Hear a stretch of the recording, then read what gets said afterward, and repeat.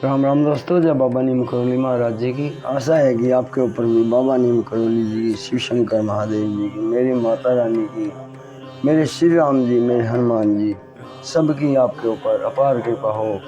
यही मेरी मंगल प्रार्थना है सभी के चरणों में। मेरी अर्जी है कि मेरे भगवान, मेरे महाप्रभु, मेरे बाबा नीम करोली जी सबके ऊपर अपार कृपा बरसाओ।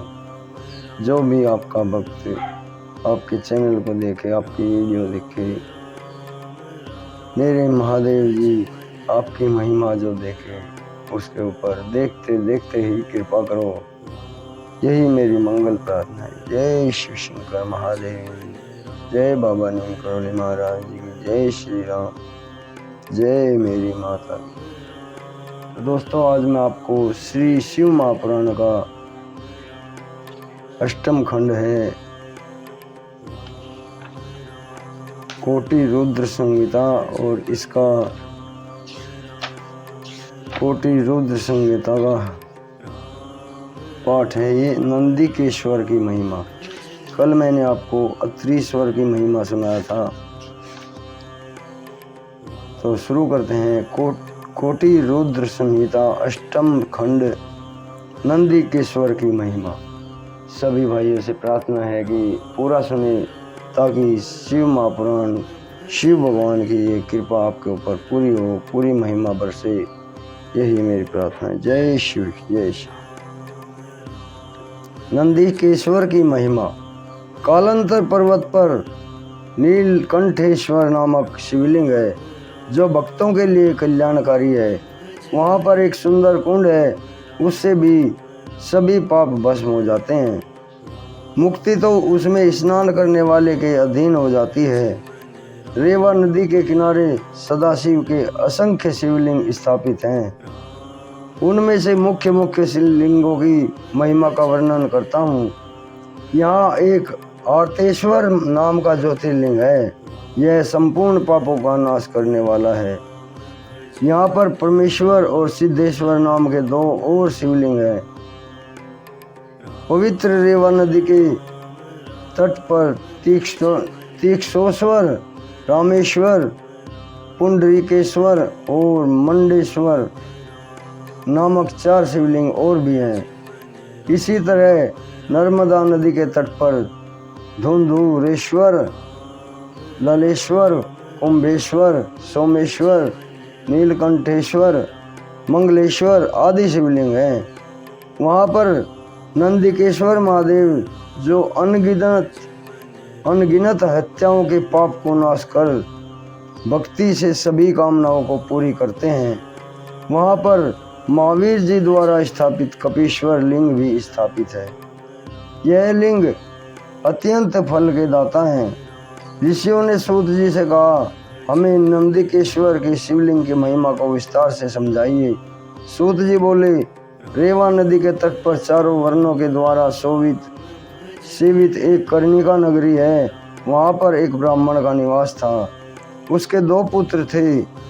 वृद्धावस्था में अपनी पत्नी को पुत्रों के पास छोड़कर वह काशी में रहस्य तपस्या करने लगा। समय आने पर उसकी मृत्यु हो जाती है। उसके पुत्रों ने उसकी विधि पूर्वक अंत्येष्टि संस्कार एवं श्राद्ध पिंडदान आदि किए। ब्राह्मण की पत्नी के पास जो धन था, उसमें से कुछ अपने पास रखकर धन दोनों पुत्रों में बराबर बराबर बांट दिया। मृत्यु काल निकट आने पर ब्राह्मण की पत्नी ने दोनों पुत्रों से कहा, मैंने तुम्हारे पिता की तरह काशी में रहकर प्राण छोड़ने का विचार किया है, परंतु ऐसा नहीं हो सका। अब मेरे मरने के बाद मेरे श्राद्ध पिंडदान आदि काशी जाकर करना, और मेरी अस्थियां भी काशी जाकर गंगा जी में प्रवाहित कर देना। उसके सुबाद नामक पुत्र ने माता को विश्वास दिलाया कि माता, आप जैसा चाहती हैं वैसा ही होगा। बेटे से आश्वासन की बात सुनकर शिव जी का ध्यान करते हुए ब्राह्मण की पत्नी शिवलोक को प्राप्त हो गई। यह देखकर दोनों पुत्र शोकाकुल होकर रोने लगे। सभी कुटुंबी व पड़ोसी वहां एकत्र हो गए। पुत्रों ने अपनी माता का अंतिम संस्कार किया। तथा एक पुत्र सुबाद ने माता की इच्छानुसार उसकी अस्थियां काशी ले जाकर गंगा में नदी में प्रवाहित कर दी तथा वहां पर पिंडदान व श्राद्ध आदि किए। मार्ग में सुबाद ने 20 योजन मार्ग तय करके सूर्यास्त के समय एक ब्राह्मण के घर में रात्रि विश्राम किया। प्रातः उठकर संध्या वंदन करने के बाद पूजा की।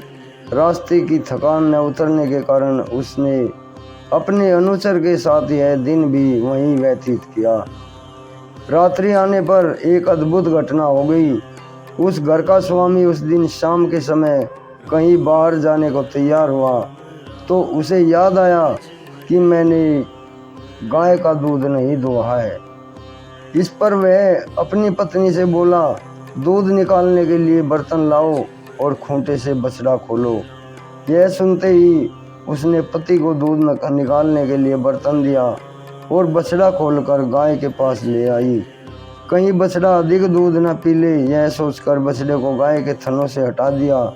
इससे बछड़ा खूब उछलने कूदने लगा। ब्राह्मण के अधिक रोकने के प्रयत्न करने पर उसके पांव में ठोकर लग गई। इस पर ब्राह्मण ने बछड़े को मार पीट कर दूध निकाला और अपने कार्य के लिए चल दिया। गाय बछड़े के लिए बहुत दुखी थी, वह रंभा रही थी। यह देखकर बछड़े ने माता को धैर्य बंधाते हुए कहा, तुम रो मत, धैर्य रखो, यह सब कर्मों का खेल है। जो जैसा करता है वैसा ही फल पाता है। मुझ निरपराध को मारना, मुझे मारने का फल इसे अवश्य मिलेगा माता। बछड़े की बात सुनकर गाय शोकाकुल होकर बोली, मैं बड़ी हतभागिनी हूँ। मुझे तभी शांति मिलेगी जब मैं इस ब्राह्मण से बदला ले लूँगी। मेरी तरह यह भी दुख भोगेगा। बछड़ा कहने लगा, हम अपने पूर्व जन्म के पापों का फल भोग रहे हैं, जो पशु बनकर यहाँ तरह तरह के फल भोग रहे हैं। अब यदि इस जन्म में इस ब्राह्मण को मारोगी तो पाप लगेगा। यह ब्रह्म हत्या तो महापापों में आती है। इसलिए माताजी, आप धैर्य धारण कर शुभ कर्म करो, पाप कर्म में प्रवृत्ति ना हो। बछड़े की बात सुनकर गाय बोली, हे पुत्र, तुम मुझे ज्ञान की बातें समझा रहे हो, तुम्हारा कथन सत्य है, परंतु गाय को सताने का भी ब्राह्मण को दंड मिलना चाहिए। मैं प्रातःकाल होते ही इसका नाश कर दूंगी। ब्रह्म हत्या के पाप को भी दूर करने का मैं उपाय जानती हूँ। मैं वहाँ जाकर ब्रह्म हत्या का भी निवारण कर लूँगी। यह सुनकर बछड़ा शांत हो गया। इधर ब्राह्मण, जो अपनी माता की अस्थियाँ काशी ले जाने वाला था, वह गाय और बछड़े का संवाद सुन रहा था। उसने सोचा कि मैं प्रातःकाल देखूंगा कि गाय किस प्रकार ब्राह्मण से बदला लेती है तथा किस प्रकार स्वर्ग या नरक लोक में जाकर ब्रह्म हत्या के पाप को दूर करेगी। प्रातःकाल घर के स्वामी ने अपने पुत्र से कहा कि मुझे एक आवश्यक कार्य से बाहर जाना है, तुम गाय का दूध निकाल लेना। इस प्रकार बोलकर ब्राह्मण घर से बाहर चला गया। ब्राह्मण पुत्र ने खूंटे से बछड़ा खोल दिया और गाय को धोने की तैयारी करने लगा।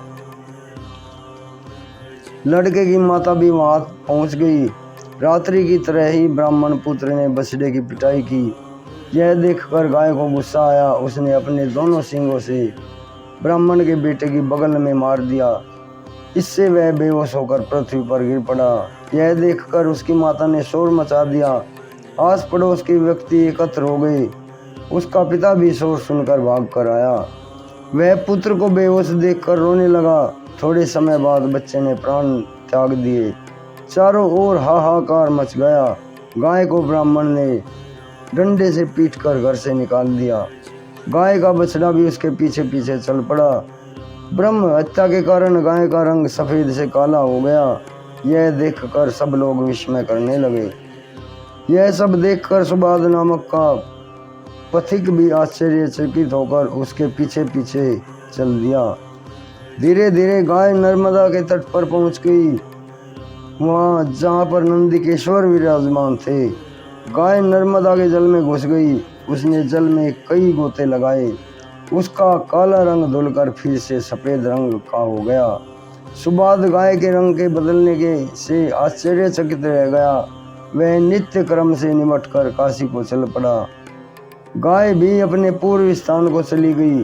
काशी के लिए जाते समय सुबाद को रास्ते में एक सुंदरी सर्वालंकारों से सुसज्जित थी।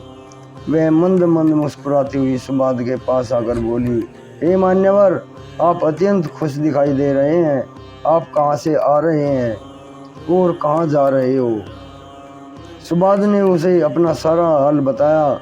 उसने बताया कि मैंने अपनी माता की अस्थियां काशीपुर में गंगा में प्रवाहित की हैं, प्रवाहित करने जा रहा हूँ, क्योंकि मरते समय मेरी माता की यही आज्ञा थी।